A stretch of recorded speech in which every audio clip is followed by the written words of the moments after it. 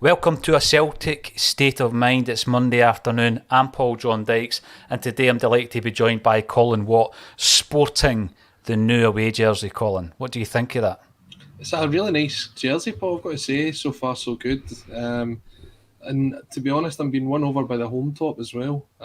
So I think it's got that retro feel to it, which takes us back to the days. As I said, this was a jersey that, it was based on the jersey that was worn the day I was born. So got a bit of a connection to that jersey. You do. Hibs won, Celtic won at Easter Road. I think Jerry Craney scored that day.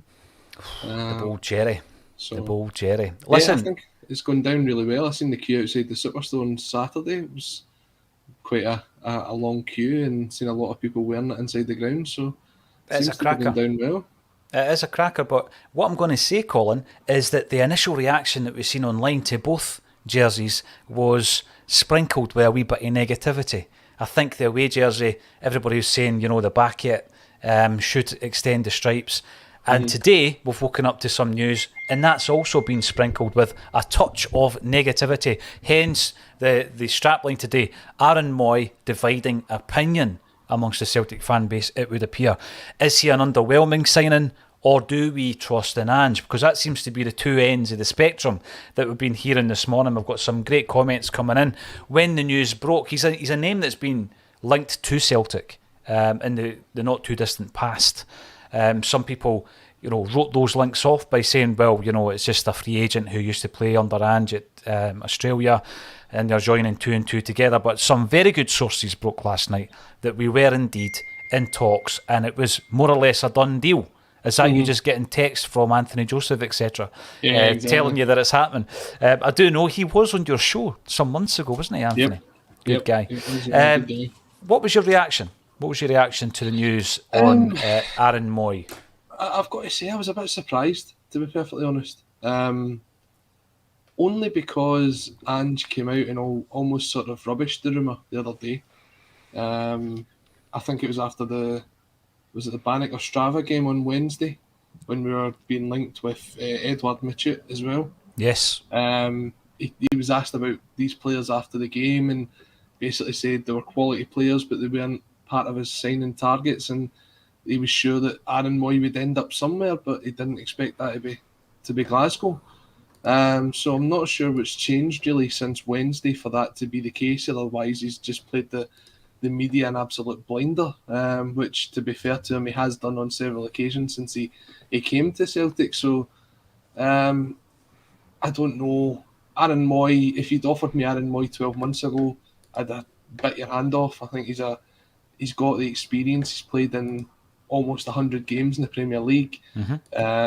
He's got over 50 caps for Australia. And when we lost the influence of Scott Brown last year, we're thinking he would be the one that would be able to step in and sort of take up that role. Now, there's sort of a lot of people saying, well, he's going to be so many weeks behind now because he's not had a pre-season. He's going to take some time to settle in. He'll not take any time to settle in. He's got a house in Glasgow. He knows he's kind of his way around the city. If you go back to the whole... He knows the city. He knows the city well, Pater. I think he'll fit in. He'll be a good squad player. I think we're now at the stage, though, that we're kind of scrutinising every signing to say, are we improving as a squad? And as a squad, yes. As a first team, I can't see him being someone who kind of steps right into the first team. I think he'll obviously offer that experience that we're talking about, the likes of the way Joe Hart has done since he's come into the club. He'll definitely offer that experience. Whether he plays 15, 20 games, I'm not sure. He obviously wants to get himself up and running. We've got the World Cup coming up soon, which I'm sure Australia will want him to be part of. So for me, it's a low risk signing. It's just whether it's a low risk in the terms of signing James McCarthy and then having him hanging around, or low risk but high reward in the fact that he's actually going to offer something to the team that we've been missing. For me, I was kind of hoping that the two signings that we were going to make would be improvements on the first team, and I'm not 100% sure. that Aaron Mooy would replace any one of the midfield three at the minute.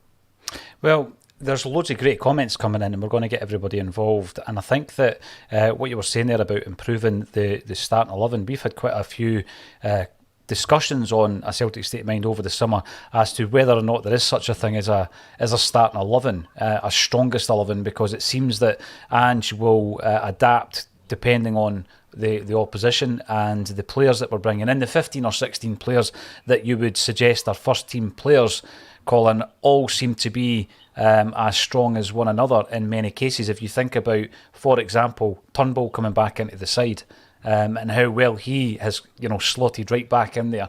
The question would be, is he a first team player? And I think that he has proven that we don't have 11 first teamers. I think what Ange is trying to get is 15, 16 first team players, so that if one drops out, there isn't a massive drop in standard, Colin, between, let's say, Hatate and Turnbull, or O'Reilly and Turnbull. And I think that when Aaron Mooy's name was quoted previously, again, I'm not so sure when it comes to what Ange tells the press when he's asked about players, because like you say there, he could have been in discussions with him and he would have told the press that anyway, that he wasn't interested, or he was a player that wasn't on his radar, because that's the way that Ange has operated really since he came in. And to be honest with you, I've been really delighted with the way that Ange has dealt with speculation, etc. He never gets too, he never panics too much when he's asked the low ball questions, and I think he can throw low bowlers back at them as well.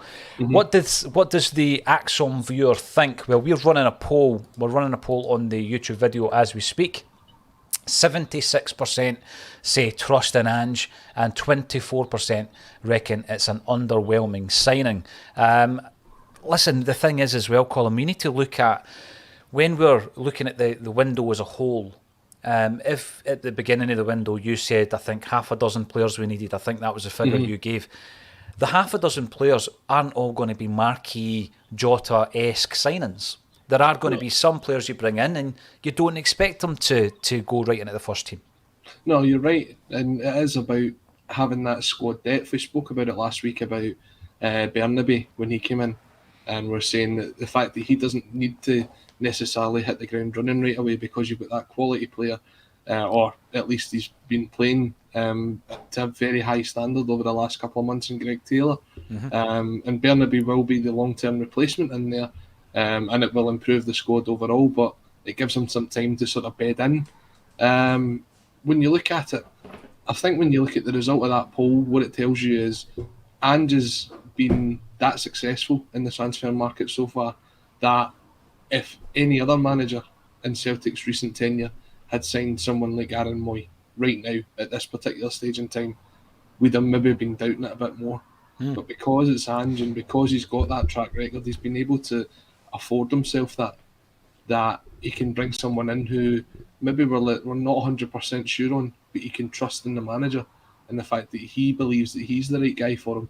I mean, I've seen plenty of comments coming in here, like this one here from Brian Murphy saying, if Ange says Mooy's good enough, that's good enough for me. And I think that's the attitude of a lot of Celtic fans at the minute.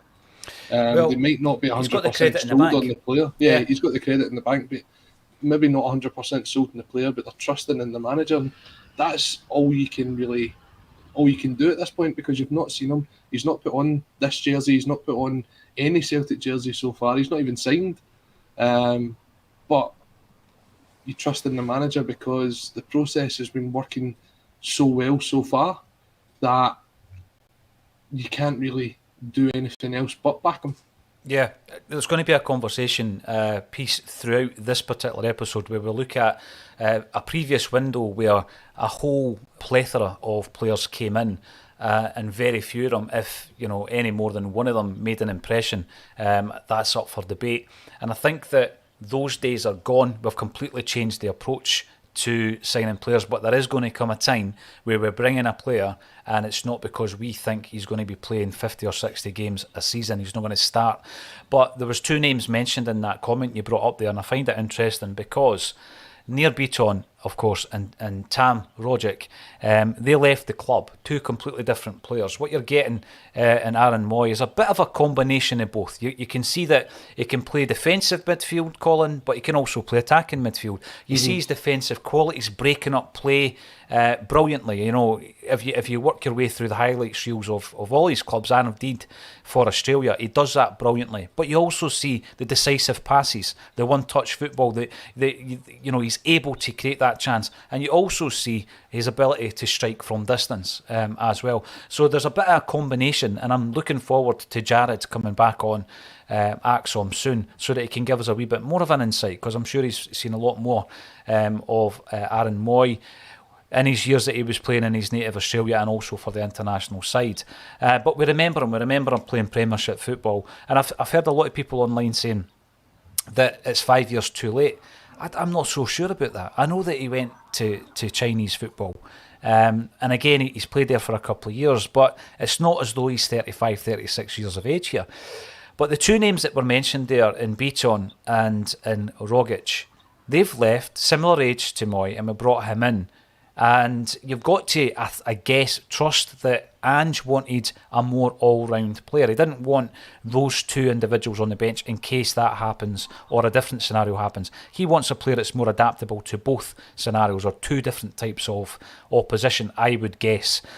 So in that respect, I think that it's a very shrewd move.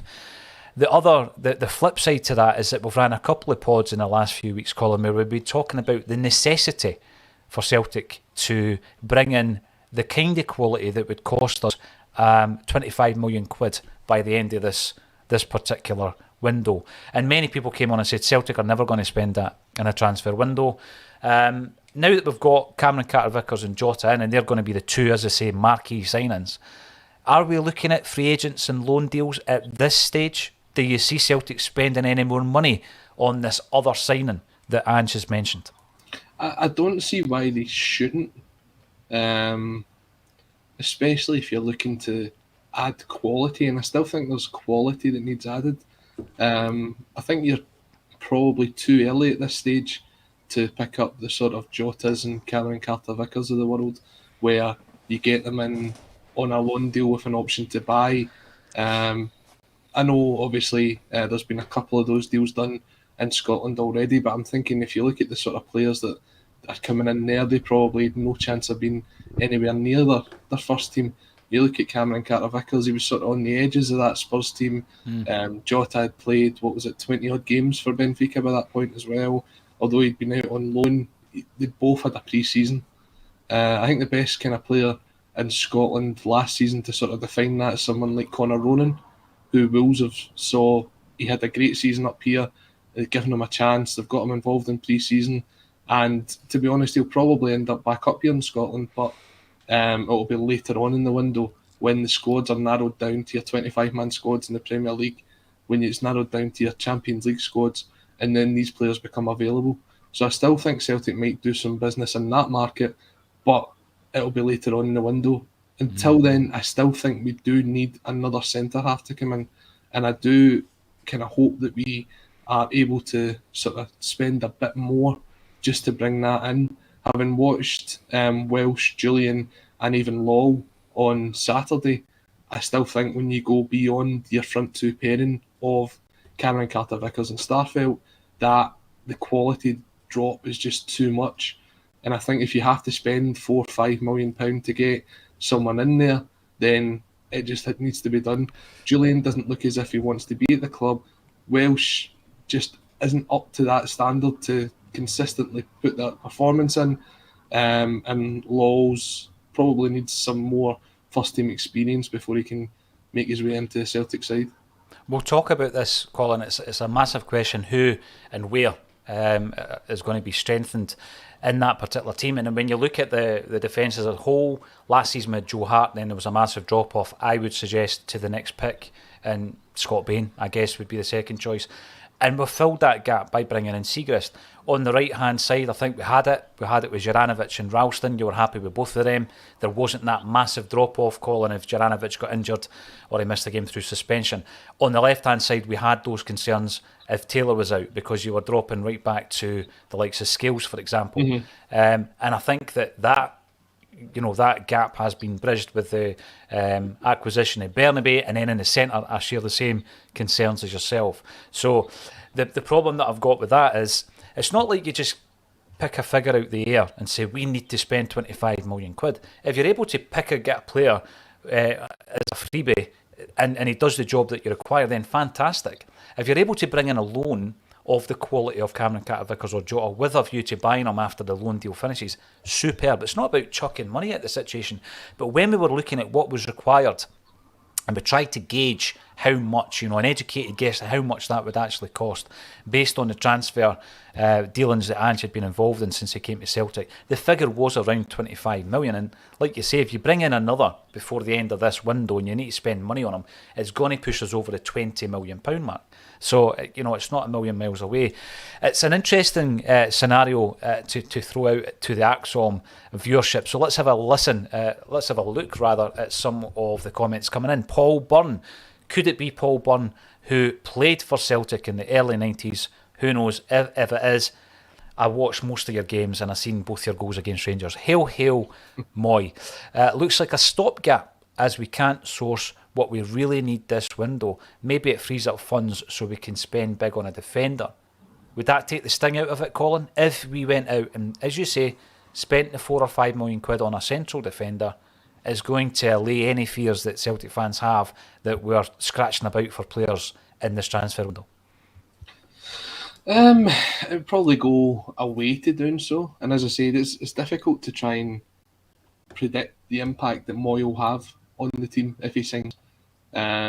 You see, obviously, there's a lot of players a lot of fans who've seen more of Aaron Mooy than what we have, and they're saying he's a quality addition to the squad. And as you say, if it's available on a free and it saves the budget for us to go and spend a wee bit extra on a centre half, then I'm sure once the window sort of closes itself out, then you'll be able to tie that one up. I think back to when Liam Scales joined as well, though, and a lot of the Irish fans were telling us that he was the real deal. And I think you've got to sort of take it with a pinch of salt at the minute, just until they put that jersey on and they see how they adapt into it, because you can be a good player and it's just that this league doesn't suit you. Obviously, he's got the experience of having played for St Mirren away back at the start of his career, but the league's sort of moved on from then, so we'll give him some time to see how he beds into the team. Yeah, definitely. Bernard Macaulay, thanks for joining us on YouTube. If anyone is watching on YouTube and you haven't already subscribed, please do so. We're nearing the 20,000 subscriber mark. We've got content that goes on the channel every single day.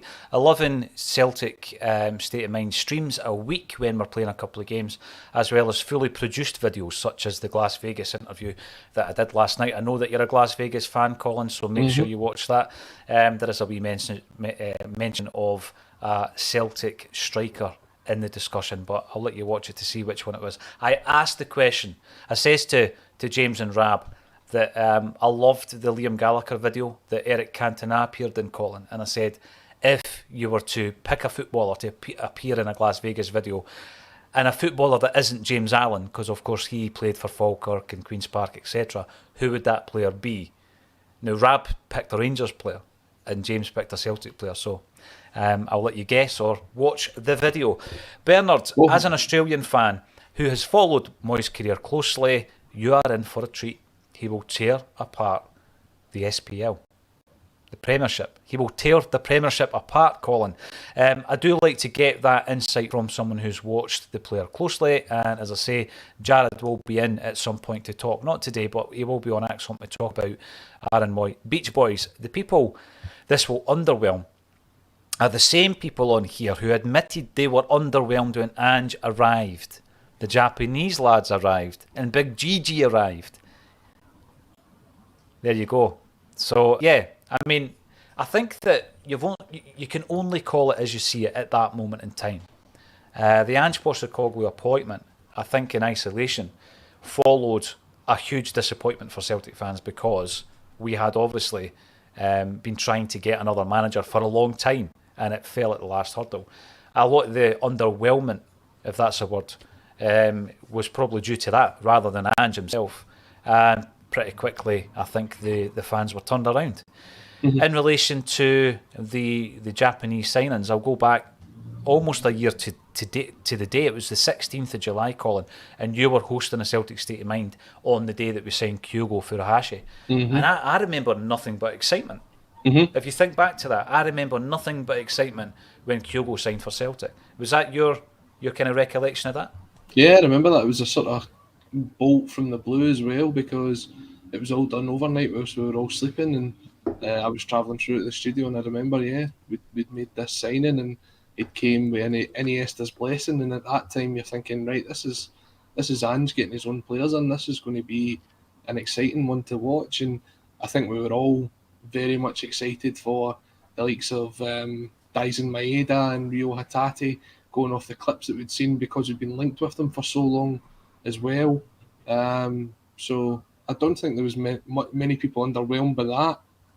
As you say, the sort of the idea of Ange coming in was a bit of sort of more feeling towards how the board and the club had been dragging this on with Eddie Howe, as opposed to going and getting the manager in. And to be fair to the club, you have to applaud them for how quick they managed to go for their plan B or whatever it was, and how prudent they were to make sure that they could get this guy in, considering all the sort of red tape they had to go through to get him here. So, it wasn't an ideal start to last season, but since then everything's kind of went up, and that's what I'm saying earlier on when we're saying about the likes of this signing of Aaron Mooy, if it comes in, because of the performance that Ange and the players that he's brought in has done over the last 12 months. You are given that grace period, you are given that sort of credit that you bring in whoever you want, pretty much, and most of us will give them until we see maybe a couple of performances in the hoops before you pass a judgment. Sorry. No, on you go. What I was going to say there is, there was no, for me, I see no fans coming in underwhelmed when Kyogo signed, and by the time we brought in Maeda and Hatate and Ideguchi, we had already bought into the signing policy, and we also realised that Ange had a real good knowledge of those three players. So when the January signings came in, the one that, if there was anybody underwhelmed, it was probably around O'Reilly, simply because we didn't know a great deal about the player, but because we had already signed three other Japanese players the day before the transfer window opened, I think everybody was pretty happy and excited that everybody that came in. On the point of Jacky Marcus, though, again, I don't think we were underwhelmed when we signed him. We'd signed a player who was a top goal scorer in a very competitive league with a very poor side. And the fact that they were relegated was the reason we were able to pick him up for such a small fee. So I don't think we were underwhelmed when we signed Jacky Marcus. I think I was underwhelmed when I saw him playing against Hearts and Alloa, and I thought he played poorly. And of course his performances improved very quickly after that. I'll admit I had reservations when Jacky Marcus came in. When you look back at his career stats, it's taken him to this sort of age to sort of flourish. It had been sort of less than 10 goals a season was his almost top before he had that fantastic season at VVV, and you're just thinking, is he going to be one of these sort of one-season wonders? But thankfully he came in, and after having a poor start, he's turned it around, and now I think he was someone that we were missing at the weekend. I was looking forward to seeing him because he's played well in pre-season so far. But he has.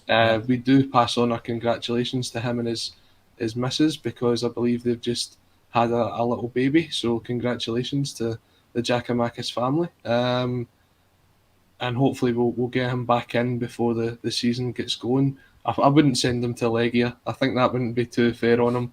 Although the comments, though, Ange was like, he's not getting away with that. We're sending him a personal trainer. If it's a wee boy, do you think he'll call him Declan?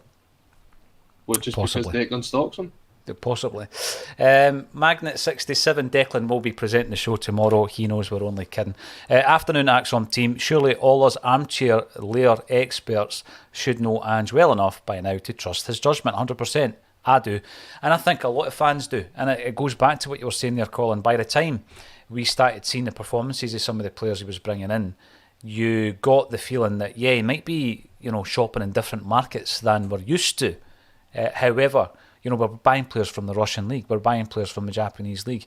However, you start to trust his judgment. He's got a very specific player that he needs to bring in to a very specific system. And you ask yourself about the Beaton and Rogic. Was there something around those departures other than the obvious that we're missing here? Didn't they? Was there a problem with them not fitting Ange's philosophy or system that we are unaware of? Because as armchair fans, as Magnet says, we might not be aware of these things often. And I think that when you look at some of the clips at Mooy, as I said before, and correct me if I'm wrong, anyone who's watched him a wee bit more than I have, he seems to have the attributes of both a Beaton and a Rogic kind of rolled into one, Colin. And if you're going to get a player like that, I think it's a no-brainer, particularly when he's a free agent as well. One final question before we move on to other matters. Where does this leave James McCarthy? Again, different type of player, I get that. But when you're looking at the midfield as a whole, where does it leave James McCarthy? Because he's a guy that's already scratching about for some bench time, never mind getting a starting berth. This is surely going to push him even further out of the first team window, you would have thought. He will still be part of the squad this season, in my opinion. And he'll be part of the European squad just because of the rules and regulations behind it. He classifies as a homegrown player, obviously having come through at Hamilton. Despite playing for the Republic, he still qualifies as a homegrown Scottish player. So does it go by your birth rather than your international? Yeah, okay. So that was the same when Aidan McGeady and stuff came through. Right. So I think he'll be around. I think it's the reason that Scott Bain will still be around. And again, with Welsh, even if we bring another centre-half in, because you've got to have so many of these players that come through to fill up the whole spaces. Otherwise, you take a space away from a non-homegrown player. Yeah. So if you want the 25-man squad for the Champions League, we are going to see these players sort of stick around. Otherwise, we'll have to make the difficult decision to leave maybe one of guys like Maeda or Hatate or Ideguchi, players like that, out. So you just kind of got to play the system well here to make sure that you've got the squad for the Champions League. Yes, without a doubt. And keep the comments coming in. It's always a pleasure to get you involved. Paddy, afternoon all from a bakingly hot Ardoyne. Well, pull yourself a wee refreshment, Paddy, and enjoy the sunshine after the bullet. And I might even go for a walk around the building, Colin, for my daily exercise as well. Another good comment coming in from Beach Boys. Happy Monday. Happy Monday, I get it. Happy Monday. Right, before we go on, rest in peace, Paul Ryder, bass player from seminal Mancunian band Happy Mondays. We're doing a gig with Sean Ryder in November, and his wee brother passed away. Very, without warning, he wasn't ill. He was due to play a gig at a festival down south. So, yeah, Beach Boys, thanks for reminding us of Happy Mondays. Happy Monday for some fans, said Beach Boys. Unbelievable negativity from some people. He will be a good addition to the squad. Now, we have dealt with quite a lot of negativity, quite a lot of positivity since we started A Celtic State of Mind back in 2017. And we need to discuss every matter, but we like to throw it out there rather than say, right, this signing is going to be good, bad or indifferent. On a personal level, I'm pretty happy with it. I think that he's a player that Ange has utilised and worked with on a day-to-day basis in training camps for the Australian national side. Now, he had that same knowledge of Tommy Rogic. He then had more knowledge of Tommy when he took over at Celtic and worked with him on the training ground at Lennoxtown. And he's made a decision that Tom isn't part of his plan, similar age, but Aaron Mooy is. And if he's made that decision, then you've got to trust it, haven't you? Because he is watching him on a day-to-day basis. And also, I was reading this morning that the deal is, I'm going to say rumoured to be at this stage, up until June, July next year. And then obviously, you can decide at that point what you want to do with regards to his contract. So it is low risk, as Colin was saying. Colin's disappeared because he needs to take a phone call. So what I'll do is I will bring up as many of your comments as possible. Keep them coming. Are you happy so far with the pre-season performances? Are you happy with the pre-season business? And don't forget, that is incomings as well as outgoings. I think it's been very impressive how many players we've been able to move on, so that we can, free up wages and create space within that squad as well. And the players that have left, largely were not contributing anyway. So I think that we then bring in someone else, even if it's someone who some fans are unsure of, then, I think they're going to contribute more than someone like, let's say, Ismail Assoro. He was not in the gaffer's plan, so move him on, bring someone else in. And you need that. You need that continuous change in personnel to keep the thing fresh as well. You hear a lot of players talking about that, don't you, when they come back from pre-season and 2 or 3 new faces freshens it up. Keeps everybody on their toes. Martin Sweeney. Hail from sun-soaked Tottington, CSC. Where are you watching your Acsom from? We'll love to hear that. You could make it up, of course, I wouldn't know any better. But thanks for sharing that, Martin. And Brown Warrior, a regular contributor to the streams. Ange knows him better than any of us online steens ever will. Yeah, we do know a hell of a lot, speaking from the armchair, don't we?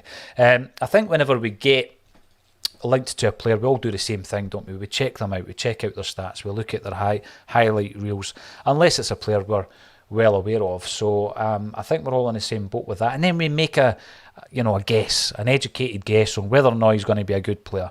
But as you say, Brown Warrior, Ange does know it a lot better than us.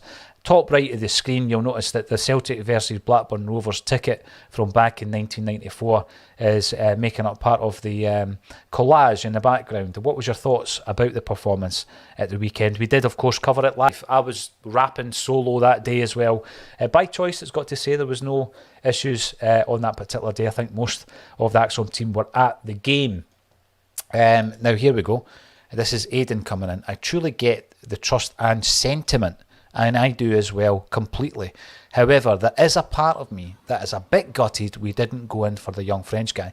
By all accounts, was meant to be a talent. He definitely was a talented player, Colin. And I get what Aidan says, because there are certain players who come with an air of excitement, and there are others that I think the tagline suggests are underwhelming, in inverted commas. But there are players that are a necessity, that might not get the fan base excited, but they are a necessity to the wider squad and the plans that Ange has. So I completely get that, but we couldn't possibly sign 6 marquee players, could we? Because then not only would we be spending 25, we'd probably be spending 30 million quid, and Celtic are not going to do that. But then I think the deal for Edouard Machu was a bit of a risk. I mean, the boy had only played, a handful of games. I know he was very highly rated alongside Xavi Simons, who was also left PSG, I believe. They were sort of seen as the next big ones to sort of make that breakthrough. Mm-hmm. But for me, I think when you looked at it, I would have been looking to do a loan with option to buy on someone like that, because it's a big outlay. You're talking £6 million for someone who hasn't played a lot of professional football. If he'd have came over here and we'd have spent £6 million and he didn't hit the ground running, what would we have said? Would we have said, oh, well, this here we go again. We've spent £5 million on Barkas, we've spent £6 million on Ayeti, guys like that. At least when you're spending that money this summer, you're spending it on guys that have that experience that we know will do a job for us. Now, obviously, you see from clips that the boy looked good, but again, I'd like to have seen a bit more of him here before you go and spend that sort of money, because you wouldn't have been able to recoup that if you had to sell him after a year or two.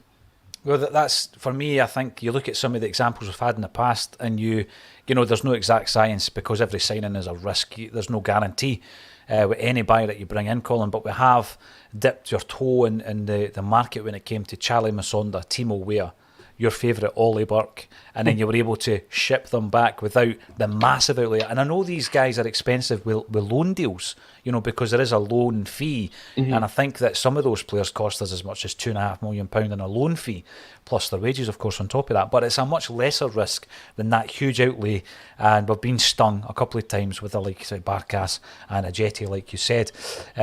Let's get some more of your comments coming up, because they are on both ends of the scale when it comes to Aaron Mooy as well. Antonia Keeley, my only concern with Mooy is he's 3 weeks behind the other boys in terms of training. Totally understand that. I do get that. And I think the saving grace on this occasion, Colin, is that there is time for him to get up to speed in terms of the training regime, not so much the match fitness, but the training regime, before he's going to be expected to start games, because he's not coming in as a first pick, is he? So I think that works in your favour. You're able to get him up to that tempo behind the scenes, and you work your way through that before. I'm guessing, when he comes in, he's going to be making substitute appearances, but I don't think he would be expected to start games. So there is time for him yet before the big kick-off. There is still time for him to get up to speed. Yeah, absolutely. When you take a look at it, I mean, he's someone who's been known for his fitness throughout his career, so I can't imagine he'll be someone who's just kind of let it go during the time that he's not been playing for his team in Shanghai. I know he had some personal issues that he came back in January. We were linked with him in January. He's always sort of had his home here in Glasgow, because I believe his wife's from here, if I'm correct. From his St Mirren days, I'm guessing? I'm not sure, but when you think about it, he's a professional footballer. You see these guys that take a couple of weeks off, and it's not like back in the day when it was the sort of 90s and they would go out and they'd party for weeks and they'd come back into it. Everyone was concerned about Jota because he'd been so far away. But he was playing fives with Celtic fans. He's fine. Aye, he'd been at all these concerts and that, and then on Saturday he looked the best I've seen him in a long, long time. He was outstanding in the first half on Saturday. We will get to Jota. That deserves a whole section of this podcast on itself. That deserves a podcast in itself, his first half performance. He was brilliant. And as you say, he's not got that sort of risk where you have to throw him in right away. So he has that time to bed in. He has that time to get himself up to match fitness. And there's still a couple of pre-season friendlies as well that we've got to go. So I think he'll be okay. He'll come in and he'll do a job. I don't think he'll take as long as Jacky Marcus or McCarthy took to get up to speed. Well, I'm going to have to mention this, Colin, because it's an example that I've only got because I spoke to some ex-Celtic players, and I know that I get loads of comments saying this guy thinks he knows all the ex-players and he's always banging on about contacts and everything. It's just to give an example. But there's another podcast I listen to which is really quite amusing, where any time they get an unsubscribe and someone leaves a comment as to why they've unsubscribed, they actually read it out, because some of them are so ridiculous. And folk don't want that extra layer of information, Colin, that you might have got if you spoke to an ex-Celtic player. I mean, the other night there, brilliant interview with Las Vegas. The band obviously made it brilliant. Yet, you look at the analytics, 2 people unsubscribed, because they're probably saying, he mentioned a Rangers player. I didn't want to watch this, unsubscribe. But the reason I'm bringing that up is talking about fitness. Back in the 70s, whilst obviously speaking extensively to Andy Lynch, he was talking about players that really, really struggled with pre-season because they didn't have a natural kind of fitness. And when they came back in those days, they used to wear bin liners underneath their training gear to sweat out a lot of the toxins that they had induced during the pre-season, Colin. And a lot of them came back a stone or a stone and a half overweight. And I know it's a different era, but it's, there's different makeups to different players. And as you say, Aaron Mooy is someone who looks as though he has been athletic throughout his entire career. However, these guys are keeping themselves fit. Chris Sutton, for example, spoke about family holidays and having to go for beach runs every day just to make sure you didn't put on too much weight for when you come back and you get the weigh-in on day one of the pre-season training. So it is a slight concern, but I think that it's something in this day and age that can overcome pretty quickly. Like you say, Colin, Johnny Ryan, this is interesting for me. Mooy may just be the ball winner we need. So it's twofold for me, Colin. I was actually going to bring up the fact that from what I've seen in the pre-season, what we've got is a player in Callum McGregor who played most of last season with an injury, and we've got to remember that because he had such a great season, didn't he? But he played most of that season with a facial injury. The mask has come off, and what I've seen so far is that he is winning a lot of balls in midfield, because I was hearing at the end of last season, we need a ball winner, we need someone in the midfield with a bit of metal. We started returning to all these names that always get linked with Celtic. Victor Wanyama, we need Victor Wanyama in the midfield. And I've been looking at McGregor's performances, and I think his ball winning ability has been absolutely astonishing in this pre-season. But I think add Mooy into that mix, and he is another ball winner in the midfield. Yeah, definitely, and you can't have too many of them in your squad, especially when you take a look at the teams you're going to be coming up against this year. It's different when you're playing in the Scottish League, because you're going to have, on average, somewhere between 65 and 70% possession every game. And we'll touch on it about the sort of new tactic that it seems that Ange has brought in to accommodate this with the goalkeeper. But when you're playing in Europe and you're going to go to these places like Bayern Munich and Real Madrid, and we are going to get a big name team, you are going to have to adapt slightly. I know Ange says he doesn't want to, but you're not going to be able to have 70% possession against these guys. So you are going to need players like Aaron Mooy, like Callum McGregor, who are going to need to dig in and going to need to try and ease the tension on the back four by winning the balls and getting it clear and getting it up to our forward players and seeing what they can do with it. Just giving the back four that bit of respite as well. I think when you look at it last year, we didn't have enough players that could do that. When you go to like Leverkusen and you're winning and you've got to try and see out a game and you make the changes, we just invited the pressure onto us. And that's one of the reasons that we struggled. The same with Betis away as well. It's just a case of learning from those experiences and thinking if you just had that kind of player in there, then he could do that job. There was a part of me thinking, Colin, that obviously when you lose a player as important as Scott Brown, and you think about the attributes that Scott Brown had, a part of that was the ball winning, wasn't it? And it was that physicality in the midfield and breaking up play. That was huge. That was a huge part of Scott Brown's game. Near not in his early career, it's got to be said, he was far more a box-to-box player back then, but you know, he matured into that type of player. And because it was so obvious that he was doing that, I think it's only natural for us as football fans to say that's missing. And I think the point I was making is I think McGregor does a lot of that. It's maybe just not as highlighted, it's maybe not as obvious, but I think he breaks up the play really, really well. But there's also a counter-argument to that to say, well, he shouldn't be doing that because he's far more effective offensively. And some of the comments that are coming in are saying that might, bringing in a player like Mooy might allow someone like Callum McGregor to be more offensive in his play as well. Jerry Coyle, welcome back to the show. You're watching, as are about 700, no, in fact, about 800 other Celtic fans tuning in. Thanks every one of you for tuning in to Acsom on the Monday Bulletin. I'm here with Colin Watt. How long have you been on Acsom? Must be 4 years, 3 years, coming up something for like 4 that. years, eh? Yeah, there we go. Let us know when your anniversary is, son. Bernard, although I hope you're right, I haven't seen him tear up any league throughout his career. So we've got that side of the argument, and we've got Bernard's kind of side as the other side of the spectrum. Mooy will be the signing of the season. That's a bold statement. That's a bold statement coming in from Bernard Macaulay. I'm going to throw another one in there. I think that we are going to have players that were already with us last season, and we're going to see what could probably be described as version 2 of the likes of Cameron Carter-Vickers and Jota and O'Reilly, even Kyogo, because he missed a big part of last season through injury. And I think we're going to get that kind of impact from players who are already here, Colin. And the one I want to start off talking about is Jota. So obviously you watched them against Blackburn. It's the best performance, you think, or the best half that you've seen him playing in a Celtic jersey. What impressed you the most, as well as that wee flick over the Blackburn player's head?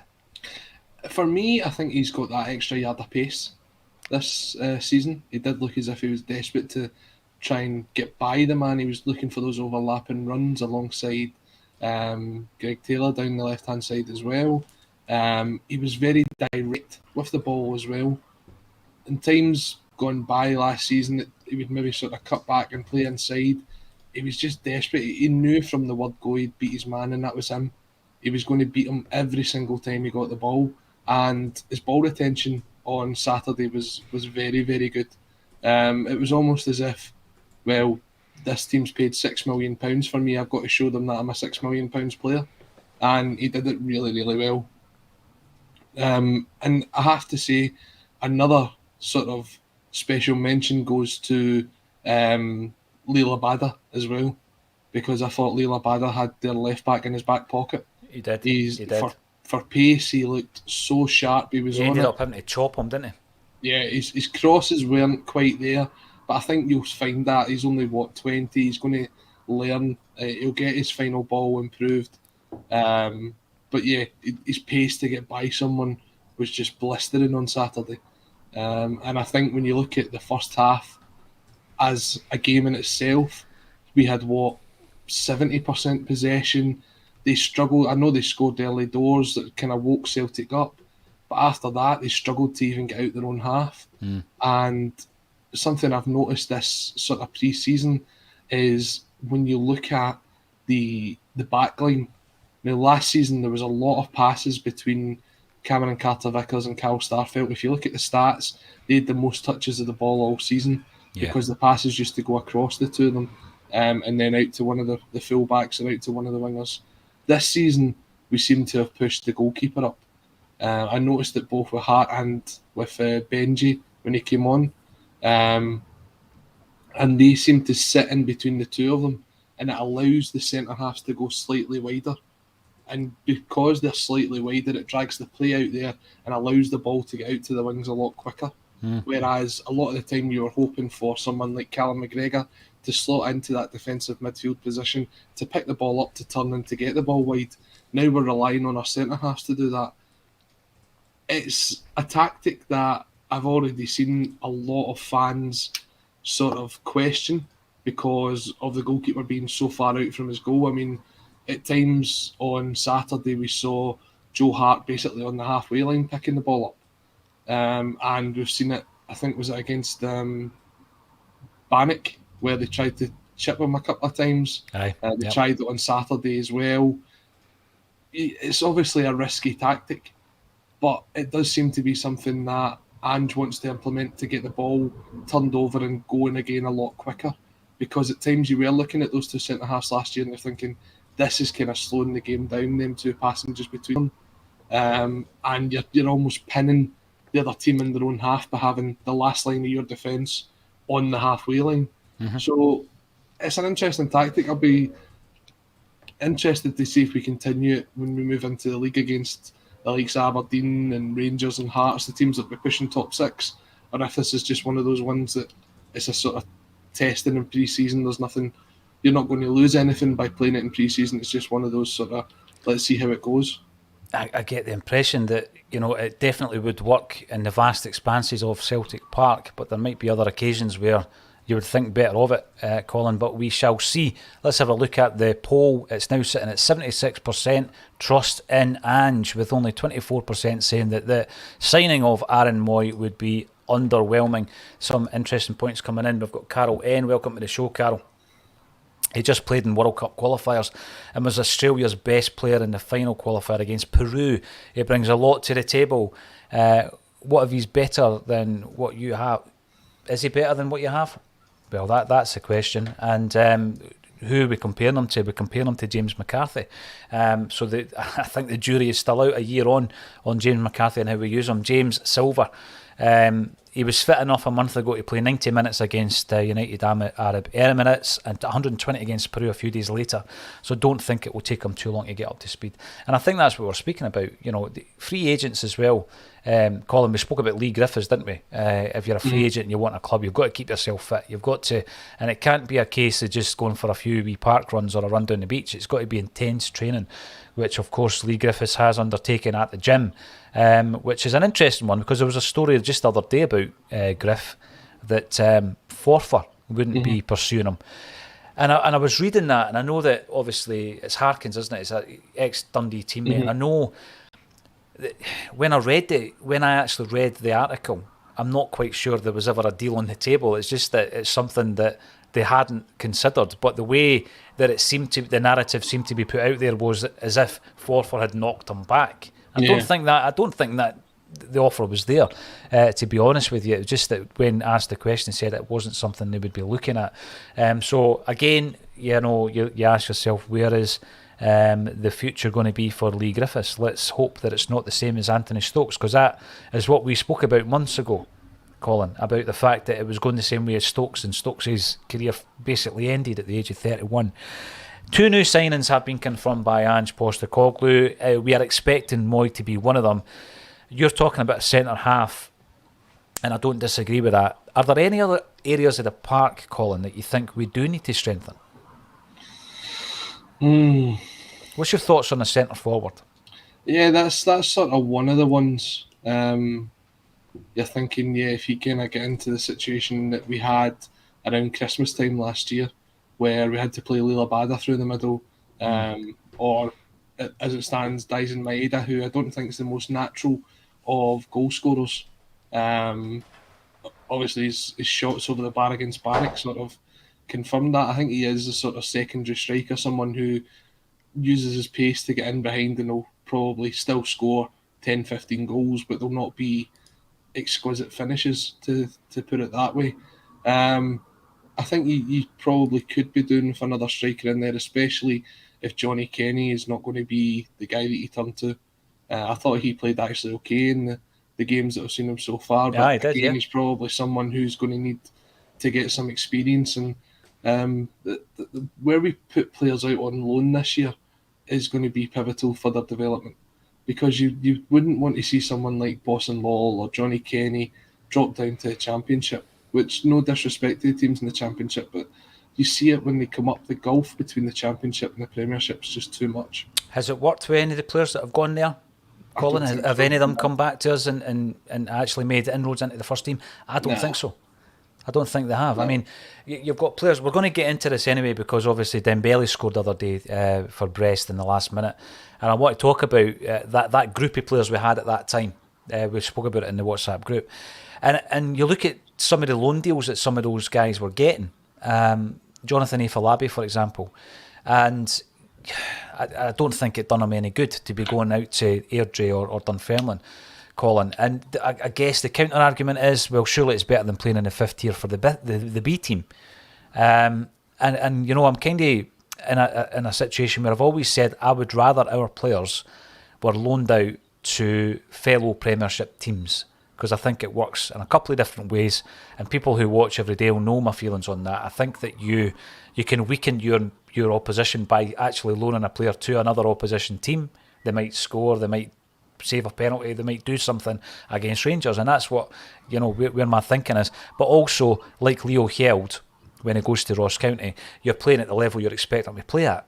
Mm-hmm. So yeah, I totally agree with that, and it will be interesting to see if there are any other loan deals for some of the players you mentioned, where they will go. Brown Warrior came back in earlier when you were talking about Jota. Jota looked relaxed and is now expressing himself fully, with the worry of where he's going to be put to bed. Now, the reason I'm bringing this one up, because I think it is an excellent point, but it goes on to the comments made by Ange Postecoglou, where he addressed this narrative that Celtic are spending £13 million to be the same team as they were last season.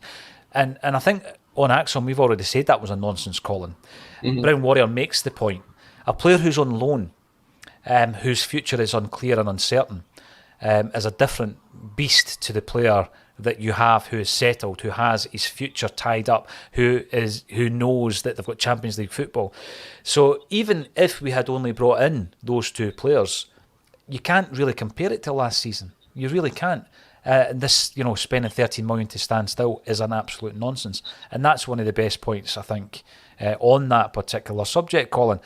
He is going to be a different player. He's going to be a different beast, as is CCV, as is Abada, who you mentioned. Mm-hmm. That was his breakthrough season, you know, whereby he needed probably Near Beaton to be there and take him under his wing off the park as well. He's matured, obviously, on and off the park, and I'm expecting massive things from Abada, as I am from Jota as well. So thanks for that comment. And we have another from AGSC Tech. with weeks of the transfer window to go, we are in a position to maybe snap up one or two really big signings late in the window. We signed Cameron Carter-Vickers in the last hours of the window last summer. And I think it is right to compare and contrast where we are just now, Colin, to where we were a year ago, because it was a completely different scenario. We're in a much, much better place, and we have time, like the commenter says, to bring in another couple. Yeah, absolutely, and that's what I said earlier on in the pod. I was saying that once the English Premiership teams and the other teams across Europe have to review their 25-man squads and things like that, and players that are on the fringes of that might just not make it, they'll be the ones that sort of become available for these sort of loan with option to buy. So it's just a bit early in the window for that just now. I think you're still, 2 weeks away from the, Charity Shield taking place down in England. So their league starts about a week after ours as well. I think once you get into the sort of later times in August, then you'll start seeing players like that becoming available. The Charity Shield, do they still call it that? The Charity Shield. Brian O'Neill. Brian O'Neill's a player that that original away jersey reminds me of Brian O'Neill, the Celtic player O'Neill, because he modelled it first time round in the early 90s. Mooy brings massive experience, which can only bode well for our young midfielders. He absolutely does. You know, it's something we were talking about last year, that we lacked that bit of experience, didn't we? We were talking about some of the starting lineups, Colin. When you looked at the age of the team overall, you remove sort of player like Hart, and obviously McGregor being injured. And I remember we had a very inexperienced side, and I think that's why Rogic and Beaton were crucial last season. Maybe not so this season. I think we needed their experience, and then we supplemented that by bringing in McCarthy and Hart, and that brought in a wee bit more experience. And I think it's a good point. He does have that. Now, Paul McGurk, who also likes the away top by the looks of him, Moravchik-esque, are we talking about that Jota flick? Because at the weekend I said, beautiful.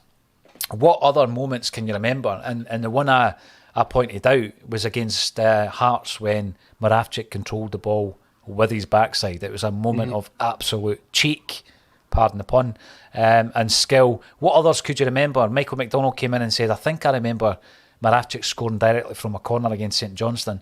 He then found the footage and put it up on Twitter. Not quite directly, because he played a quick 1-2 and then he whipped the cross in and it went in. What other moments of magic come to your mind, Colin? The McGeady turn at Pataudry. Oh, yes. Yep. The first time we kind of pulled that one out of the bag, and I think it was McDonald that got the header at the back post. That was brilliant. That was brilliant. Some of McGeady's performances in Europe that season were outstanding as well. I remember a game, maybe in his debut season, we were playing AC Milan, and every time he got the ball, it really was edge of the seat stuff. Every time he got the ball, there was just an air of expectancy. Something's going to happen with the ball at that boy's feet. But another one came to my mind. I'm going to say it was Aberdeen, but I might be wrong. I'll probably see it when I go through all the retro videos that we're working our way through and putting up on the channel. Morten Vikhorst. What do you call it? Is it the Panenka? No, the Panenka. What's the other one? Starts with an R. Remember Lustig done it for Dembele's goal against St Johnstone. Rabona, that's it. The Rabona. And Morten Vikhorst did that, crossed the ball in. Who was it against? Was it Aberdeen? Let us know if you were at that game. A Rabona, that's what it was. It wasn't a Panenka. But of course, if we're talking about cheek and a wee bit of nonsense, you've got to look at Edouard's penalty against Craig Gordon as well. Absolutely. The dink. Even thinking back to players that we've seen here, Thierry Henry, that night that Barcelona beat Celtic 3-2. The skill and the quality for his goal was unbelievable. Some of that Barcelona team, it was a joy to watch, an absolute joy. And then we scored two very good goals that night as well. The header from Barry Robson that looked over Victor Valdez was up there. I mean, there's been some fantastic bits of skill we've seen at Celtic Park, and it's the quality of the players and the quality of the opposition, and that's what you're looking forward to, is having these top class players coming for another Champions League night under the lights at Parkhead. Oh, definitely. The romanticism is there. Bertie Auld used to say, entertain, and that's exactly what Jota did. William Pearson, welcome back to the show, William. I hope you are well. Abada looks fitter. He did look sharp, Colin. And as you say, he gave the Blackburn defender a torrid time to the point where he had no other option than to try and chop him. Paddy, you're right. They were a dirty team, very physical side. And I think there was a wee bit in the first half. There was a lot of concerns about Ralston. He seems to be okay. Yeah, a couple of a few stitches in a foot might be a bad injury for most, but not for Tony boy. And I think when we're looking ahead, one player I want to talk about. We've only got 30 seconds to go here, Colin, but I think it's right for us to talk about him, and it's David Turnbull, because there was talk at the end of last season that Turnbull is a player we could afford to lose. This was before Near Beaton and Rogic. I didn't subscribe to it, I've got to say. But there was talk amongst some of the Acsom listeners that that's a move that could happen. When you look at his performance on Saturday, and actually his performances in pre-season, I think he's going to be huge for Celtic this season, David Turnbull. Mm-hmm. I've always been a big Turnbull fan. I think we need to take a look at him. He offers something that we don't have a lot of, and that's the sort of ability to kind of shoot from long range, to find a pass. He kind of connects very well with the midfield. And when you looked at him on Saturday, despite the fact that he's not the quickest player, he covered the ground really well. He always seemed to be open. He always seemed to be... He did. Wanting the ball. He took his goal pretty well.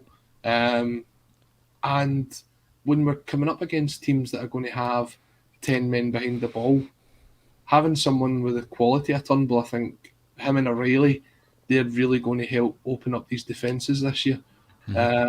So it is, you've got to have someone who isn't afraid of sort of taking one on from sort of 25, 30 yards, and we've seen both him and O'Reilly try that at the weekend. O'Reilly's absolutely stung the palms of the goalkeeper, the Blackburn goalkeeper, I thought actually had a very good game. So yeah, having these different dynamic midfielders, they'll be really important for us next season. We saw already for the first two seasons what we can get out of David Turnbull. He's still very young. He's still going to do a lot of development in his career. I think last year was just a case of getting him back fit, getting him back from that injury. But yeah, I can see him being someone who easily puts 10, 15 goals in this year. I hope so, Colin. It's exciting times. Possibly by this time tomorrow we'll have another new signing in the door in Aaron Mooy. He has been dividing opinion. Let's give you the final poll results. 77% are trusting in Ange. There you go. What a turnaround that's been. I tell you what, Paul, we can't finish off without speaking about the catering at Celtic Park this weekend. Bizarre. I don't know if anybody's seen that. Well, but, it's something that is... it's obviously popped up quite a bit on social media, Colin, because of the price hike of a lot of the items. But then also the bizarre figures. I mean, are we getting to a point now where we're entering a cashless society? So, everything's done on profit margin, no matter what that profit margin lends the actual RRP to be. So if it means you're paying £3.91 or £3.73 or something random, I don't think they care. And I've seen a few people coming in defending the club, saying, this is subbed out. But I'll tell you what, Celtic's crest that's besides the price list, and it's Celtic who are going to get the flack. And in this day and age, where we currently are, we're rising, cost of living, rising fuel prices, a lack of wage increases for the vast majority, Colin. I just think that it was the worst possible thing to see. Going back to your first game at Celtic Park, building it up for the price hikes for food that a lot of the time you think to yourself it wasn't worth the price last season, and I just think that again we shouldn't be moaning because it's a very positive time for the club, Colin. But I thought it was ridiculous, to be totally frank, and I think that there's only so often you can go to the well. You've got to know your audience, and the working classes are struggling. And you cannot do that. You cannot continually ask Celtic fans to put their hands in their pockets like that. You've got to ask what the kind of markup margins are as well. Because you're sitting looking at it and you're saying, it's £3.91 for a bag of Bassett's wing gums that you can pick up in a Tesco or an Asda or wherever you shop locally for anywhere between £1 and £1.50. So what is the sort of markup that these... There's no way Celtic are paying anywhere more than that. So you're talking they're getting double the money back as well. I mean, people could say, "Oh well, it's just the way it goes. You don't have to pay it and stuff like that." But it's not us. It's if you're taking, for example, we've got the training day today that's going on just now as we speak, and a lot of families will be taking kids to that, and the stalls will be open. And you know it's much more difficult if you're taking a kid to that game, and they go, "I want a hot dog, I want a juice, I want a bag of sweets." Suddenly, for those three things, you're talking well over a tenner. Yep. And it's incredible. And as you say, with the cost of living crisis that's going on at the minute, there is things that you could do. And I just think the catering at Celtic Park it leaves a lot to be admired. See the thing, Colin, right? You're in a situation where you can't take a container into a football stadium in Scotland because it's against the law in case you throw it at somebody, right? So you're kind of forced, especially if you're taking kids, and you're forced to buy refreshments. And you think to yourself, well, it was always, buy official so that the money goes to the club. That was always the big push, wasn't it? Right through the commercial element of the club becoming a real commercial entity. So if you were taking your boy or whatever to the game, you wouldn't mind. But being ripped off is something completely different, and you don't want to be ripped off by the club.